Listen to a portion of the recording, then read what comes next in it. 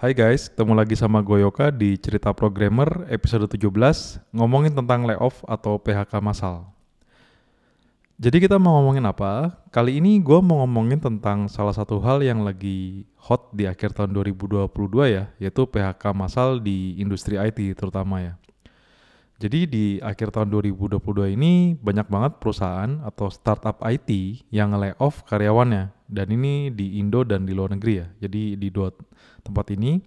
Dan jumlah yang terdampak itu di Indo aja itu ada ribuan orang gitu. Gua sejujurnya agak lupa ya kemarin bacanya di mana. Cuman sebaca gua itu ada 5 ribuan orang lebih gitu yang terkena dampak ini gitu. Dan alasannya dari perusahaan ini macam-macam ya. Tapi banyak yang bilang mereka melakukan ini karena pengaruh ekonomi global gitu. Mau ada resesi di 2023. Ini ya bisa jadi debatable juga karena banyak yang bilang emang karena ini alasannya. Ada yang bilang juga kalau ya bukan itu masalahnya, ini karena sak saja bisnisnya. Mereka tidak bisa berbisnis saja gitu ya. Ya itu debatable ya. Dan ada juga yang bilang kalau sebenarnya ini tuh ya mereka cuma ngambil kesempatan dalam kesempitan aja. Mereka simply overhiring dan karena ada perusahaan lainnya yang layoff dan gak cuma satu ya. Jadi mereka ya udahlah sekalian ikutan gitu. Karena ya biar nggak terlalu di blame ya dan nggak terlalu kenapa-napa lah gitu. Ya ini bisa jadi juga, siapa yang tahu ya, nggak ada yang tahu ya. Kalau gua mikirnya ya ini sebenarnya tuh cuman kenyataan hidup aja gitu. Walaupun ini pahit ya. Kenapa gue bilang kalau PHK massal ini adalah kenyataan hidup ya? Karena sampai sekarang yang gue yakinin itu adalah yang pertama perusahaan itu bukan keluarga kita ya. Jadi ya dia tidak akan ngebela kita sampai segitunya gitu. Dan gue yakin banget karena misi utama perusahaan itu ya buat cari untung, bukan buat ngebahagian kita gitu. Jadi kalau misalnya si perusahaan ini punya kesempatan buat meningkatkan tingkat keselamatan perusahaannya ya bakal dilakuin ya. Dan di startup ini salah satunya adalah dengan cara memperpanjang runway. Jadi runway itu adalah kayak berapa umur perusahaan dengan biaya operasi sekian gitu, dia bisa bertahan berapa lama. Misalnya, perusahaan ini punya duit, tanda kutip ya, tabungan kayak 10 juta ya, ngasal aja kita ya. Terus dia sebulan bakar atau mengeluarkan itu ya, itu kayak 1 juta gitu. Artinya runway-nya dia itu adalah 10 juta dibagi 1 juta, jadi kayak 10 bulan ya. Dah, di startup ini sekarang ini karena mereka lagi susah dapat pendanaan, mereka berlomba-lomba untuk memperpanjang runway-nya gitu. Dan kenapanya? Karena nggak sedikit yang bilang kalau bakal ada resesi di tahun-tahun berikutnya ya. Dan kalau lagi resesi kayak gini ya amannya punya runway yang lebih gede daripada 4 tahun gitu. Dan PHK massal ini itu adalah salah satu usaha buat kesini sebenarnya. Dan perlu tahu juga ya, sebenarnya masa-masa kayak gini itu adalah masa-masa yang game changing buat startup. Kenapa? Karena buat startup ini, dengan mereka bisa ngelewatin krisis ini aja, ini kalau emang brand ada ya gitu, ini tuh bisa jadi game changing buat mereka. Kenapa? Karena bisa jadi saingan mereka nggak survive di masa-masa yang keras kayak gini. Dan ya pada dasarnya apapun ujian yang nggak ngebunuh kita itu ya bikin kita jadi lebih kuat ya. Harusnya sih kayak gitu ya. Jadi mereka ini bakal ngelakuin apapun buat ngelewatin masa-masa yang kayak gini selama emang nggak menyalahi undang-undang gitu. Ya walaupun dengar-dengar juga ada gosip beberapa startup yang main curang juga nih di masa kayak gini. Misalnya ada startup yang dia habis nge-layoff gitu atau nge-PHK, dia ngisi laporan BPJS-nya itu yang buat apa ya namanya tuh, kalau gua nggak salah ya, BPJS itu ada buat jaminan kehilangan pekerjaan, di mana dia dalam 3 bulan itu dia akan dapat kayak setengah kali gaji atau berapa ya, ini correct me if I'm wrong ya. Ya mereka ketimbang melaporkan bahwa si karyawan itu kena PHK gitu. Mereka bilang kalau karyawan ini adalah resign, jadi karyawan ini tidak bisa nyairin BPJS-nya gitu. Ada aja yang curang kayak gini gitu. Tapi intinya, pada dasarnya mereka akan lakukan apapun buat ngelewatin masa-masa yang susah ini gitu, selama emang nggak menyalahi undang-undang ya. Ya, bukannya mau dingin ya, tapi kenyataannya emang kayak gitu gitu. Mungkin sedikit cerita ya, gua sedikit banyaknya terdampak gitu. Dua perusahaan yang pernah gua kerja itu di sana itu kena itu dalam artian mereka ada PHK ya, yaitu di ruang guru dan gudang ada ya. Ini udah berita umum lah gitu, bisa dilihat di e-commerce kalau mau lihat. Ini sejujurnya ini bikin kayak gua keganggu tidurnya ya, karena kurang lebih setengah tim gua gitu atau ex tim gua saat itu kena dampak dan gua ini pusing banget gitu. Ya buat yang penasaran, alhamdulillah gue baik-baik aja saat video ini dibuat nih di akhir 2022 ini. Gue lagi mau probation di salah satu perusahaan, mungkin bisa dicek di LinkedIn gue ya kalau emang penasaran gitu. Cuman ini beberapa waktu lalu bikin gue agak susah tidur lah, karena pusing mikirin nasib yang kena ini kayak gimana gitu. Dan dari sini yang mau gue bilang adalah semakin cepat kita sadar kalau dunia itu keras dan gak nentu ya, semakin besar buat kemungkinan kita itu buat survive gitu. Ketimbang kita tidak mengakui bahwa keadaan itu emang keras dan kita membuat berbagai macam pembenaran, ya itu malah jadi nggak survive kita gitu. Dan menurut gua ini ada yang penting juga buat diketahui ya, dari kasus-kasus layoff atau PHK yang gua temuin itu, ini tuh bukan masalah performa kita itu kayak gimana gitu. Jadi kalau misalnya kita kena PHK, yakinlah bahwa ini sebenarnya itu bukan semata-mata tentang performa kita gitu. Kenapa? Karena gua tahu sendiri banyak yang performanya bagus ya, relatif untuk levelnya ya. Itu malah banyak yang kena gitu. Dan yang biasa aja itu malah banyak yang nggak kena gitu. Jadi yang mau gua sampaikan adalah yakinlah bahwa PHK masal ini beda sama PHK yang biasa ya, atau putus hubungan kerja yang biasa gitu. Karena kalau putus hubungan kerja yang biasa ya ini akan lebih gampang nyari taunya gitu, kenapanya gitu. Biasanya ya karena mungkin dia kurang perform atau kayak gimana lah gitu. Yang biasanya bakal diperhitungin setahu gue ya, ini tuh satu, seberapa kritikal atau relevan kita buat perusahaan kita ke depannya gitu. Kalau kita nggak kritikal lagi posisi kita atau nggak relevan lagi ya kemungkinan bakal kena gitu ya. Sama yang penting juga itu biasanya berapa lama masa kerja kita. Biasanya semakin sebentar itu bakal semakin gampang kena ya. Kenapa? Karena pesangon kita itu semakin murah. Jadi kalau buat yang belum tahu, untuk nge-layoff orang itu pemerintah mensyaratkan ada hitungannya lah gitu. Misalnya masa kerja berapa lama itu pesangonnya berapa kali gaji gitu kan.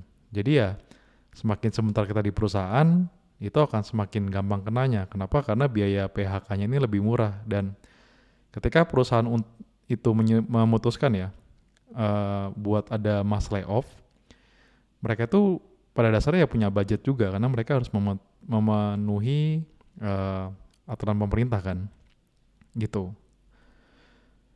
Jadi pertanyaan yang ada di bawah ini ya, ini menurut gua nggak worth it ya buat dicari jawabannya ya. Misalnya kita biasa nanya kan, kenapa sih ini si A ini kena tapi B ini enggak gitu. Padahal si A kerjanya ini lebih bagus gitu.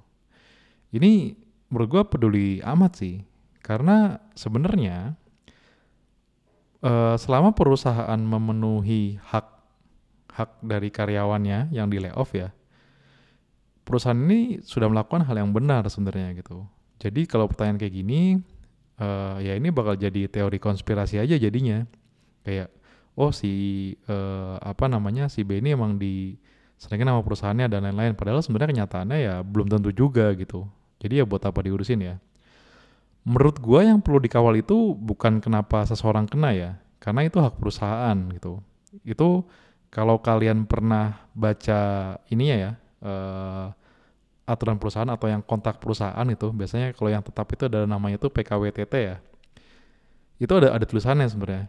Eh, Kalau mau mundurin diri gimana caranya, kalau pihaknya mau apa namanya memberhentikan itu kayak gimana gitu. Itu bisa dilihat di sana sih.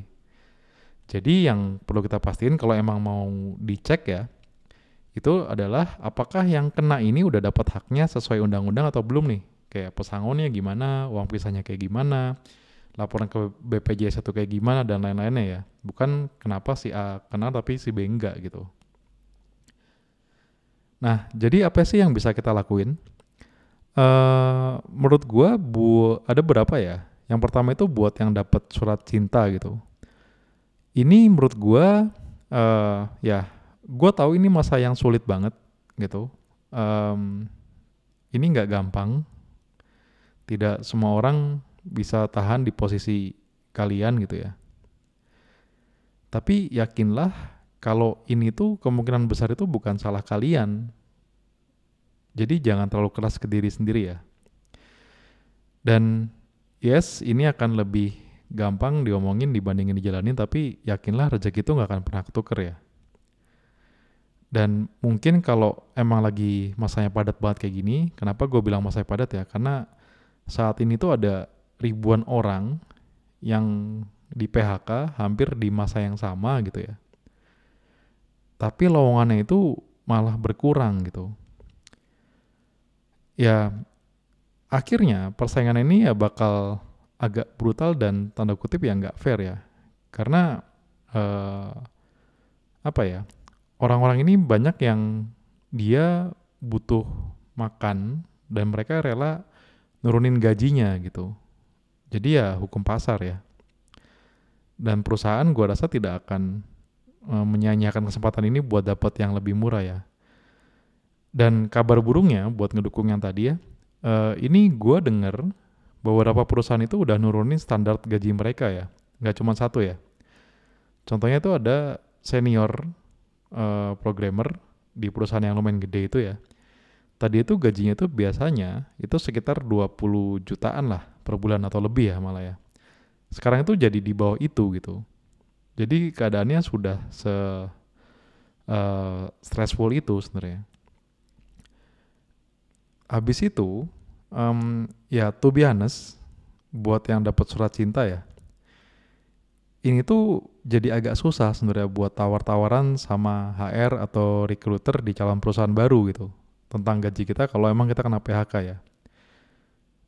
Ya, yang perlu diingat lagi, PHK masal ini bukan masalah performa kita ya. Jadi banyak orang-orang yang bagus juga kena gitu. Dan mereka butuh dapurnya itu keluar asap gitu kan.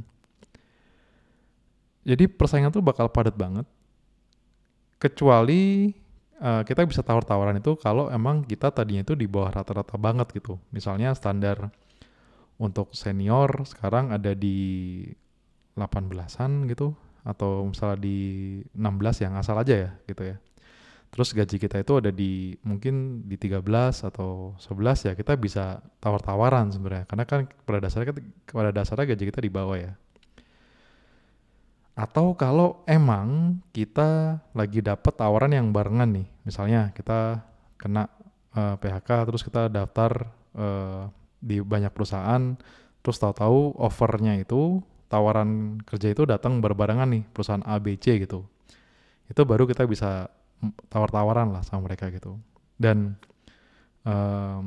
ya gue pernah bilang di video yang lainnya ya, kalau misalnya ditanya gaji gitu jangan dikasih ya. Sejujurnya kalau kondisinya lagi kayak gini agak susah buat ngelakuin itu ya. Tapi jawaban yang mungkin oke, kalau kita kena itu mungkin bisa jawab kayak gini ya. Ya kalau bisa di sekitar gaji yang sekarang gitu. Tapi kalau emang harus turun ya baiknya jangan terlalu jauh. Jadi kalau kita jawab kayak gini, paling enggak kita ngasih tahu ekspektasi kita kayak gimana, dan kita juga selain itu aja kita tetap willing buat negotiate ya atau bernegosiasi gitu. Berikutnya buat yang dapat surat cinta ya, eh, ini nggak perlu terlalu takut kalau gaji kita turun di perusahaan yang baru ini ya. Jadi latar belakangnya kemarin gue ngobrol sama salah satu temen gue yang terdampak gitu. Kami ngobrol kayak, apakah kalau misalnya kita masuk ke perusahaan baru terus gaji kita turun, ini nanti jadi buruk nggak ya karir ke depannya gitu. Akhirnya setelah diskusi itu kami berpikir kayak, mungkin enggak ya, mungkin tidak akan berpengaruh buruk di jangka panjang ya. Kenapa? Karena ya satu, badai pasti berlalu gitu insya Allah. Yang kedua ya insya Allah nanti bisa bounce back lagi gitu, eh ke gaji yang normalnya ya, atau yang gaji yang dulu ya. Karena ya saat ini yang penting itu adalah survive dulu, dapur bisa ngebul gitu. Yang kalau emang kita bisa ngorbanin tabungan atau gaya hidup yang gak terlalu kritikal ya coba dikorbanin gitu. Ya dari sana kalau nanti ekonominya udah normal gitu, ya kita bisa pakai tips yang dulu lagi gitu, untuk gaji jangan dikasih tahu gitu, biar fair ya. Itu tentang kalau gaji turun gitu. Atau ya again gue mau bilang kalau kesalahan utama itu bukan ada di kalian ya atau di kita ya. Layoff massal ini tidak sepenuhnya masalah performa kita di perusahaan gitu. Jadi jangan terlalu keras ya sama diri sendiri ya. Jangan menyalahkan diri sendiri gitu. Kalau katanya buku Belok Kanan Barcelona ya, bajai pasti berlalu ya guys. Nah, tadi buat yang kena ya. Sekarang yang buat nggak kena kayak gimana sih gitu? Menurut gua yang bisa dilakukan adalah coba tolong bantu teman atau kolega kita yang emang kena ya, biar bisa dapat exposure ke tech recruiter atau tempat-tempat yang membutuhkan. Ada beberapa hal yang bisa dilakuin ya. Yang pertama, kita bisa bikin public post di LinkedIn atau media sosial gitu, bilang kayak, temen gua ini oke banget nih, ada yang nyari nggak gitu, gue rekomendasiin gitu. Atau kita bisa juga bikin ya di LinkedIn itu recommendation, kalau nggak salah ada referral ya, lupa kalau kita masuk ke bagian profile itu kita bisa ngasih rekomendasi ke orang lain gitu. Ya udah kalau emang yang kita tahu kualitasnya bagus kasih aja gitu, karena bakal membantu mereka buat di observe sama recruiter gitu. Atau kalau kita emang punya teman atau orang dalam di perusahaan lain yang lagi hiring, ini tolong direkomendasiin aja gitu. Dan biar nanti dia bisa lewat jalur orang dalam ya, bukan berarti dia nggak perlu tes segala macam ya.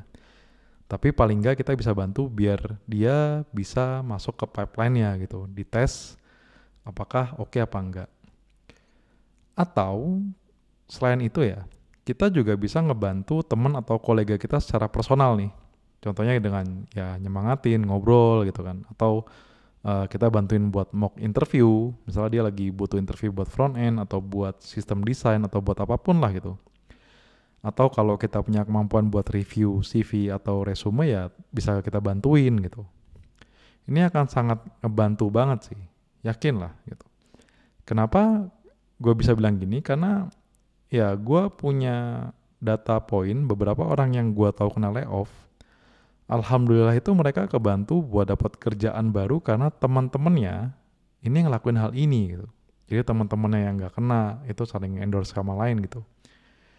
Ini ngebantu banget guys, ngebantu banget di luar yang mungkin kita tahu atau kita bayangin di awal. Ya buat yang nggak kena PHK juga gitu, ya jangan lupa buat kita tuh selalu siap sedia juga. Karena musim dingin ini belum berakhir ya. Kita perlu ngepoles resume kita, LinkedIn, latihan soal algoritma, yang atau yang pengetahuan spesifik domain kita itu, sistem desain dan lain-lainnya, apapun lah yang sesuai bidang kita ya. Biar apa? Biar kita bisa selalu siap interview. Jadi kalau sewaktu-waktu keuangan perusahaan memburuk dan kita udah nggak bisa ngapa-ngapain lagi, kita bisa berproses di tempat lain ya. Dan yang paling penting juga jangan terlalu dibawa stres ya, karena terlepas apapun kata orang, masa depan ini nggak akan sepenuhnya bisa kita prediksi ya. Jadi hal yang terbaik yang bisa kita lakukan adalah ya bersiap-siap aja semampu kita gitu. Kalau udah selesai ya udah, berarti itu hal yang ada di luar kendali kita ya, dan nggak usah dipusingin. Kenapa? Kalau dipusingin ya makin nggak karu-karuan nanti kita. Kita juga nggak bisa perform yang bagus di perusahaan kita, atau malah pas interview juga jadinya berantakan gitu. Ya sebagai penutup ya, gue mau bilang kalau ini adalah salah satu masa yang sulit buat kita yang kerja di industri IT ya. Tapi percayalah, insya Allah rezeki ini nggak akan pernah ketukar ya guys. Gue yakin itu. Dan semua ini insya Allah bakal jadi baik lagi pada waktunya nanti. Ya itu dia cerita programmer kali ini. Semoga bisa ngebantu ya, menginspirasi dan membantu kita buat mutusin apa yang bisa kita lakuin pas masa-masanya lagi gelap kayak gini ya. Tetap positif, tetap saling bantu. Kalau ada yang bisa kita bantu ke teman kita lakuin. Karena keadaan juga kita nggak pernah tahu ya, kapan kita ada di atas, kapan kita ada di bawah gitu. Dan gue selalu percaya ketika kita berbuat kebaikan gitu, ya insya Allah selalu akan ada balasannya ya, walaupun balasan itu tidak sepenuhnya material atau apapun ya. Dan terutama juga dengan kita berbuat baik ke orang lain dan kita saling ngebantu gitu, ya insya Allah dunia ini bakal jadi lebih indah sih. Oke guys, tetap semangat, sampai ketemu di episode berikutnya. Bye.